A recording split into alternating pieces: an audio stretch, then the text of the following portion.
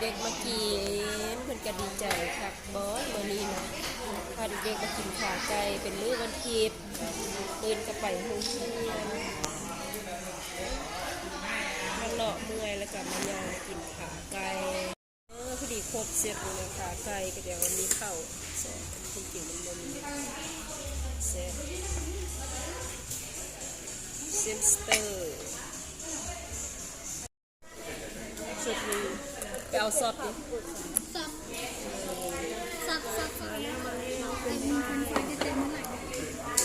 ซด2 อันนะเอาได้มามันก็ซ้ำนี่เด้อคือมันจะสุดใหญ่จานหนึ่งด้วย50,000นี่ขาไก่นิดน้อยมันดูรูปคือมันใหญ่เนาะ เดินบนมีความประกอบมีแสง แต่ไม่เห็น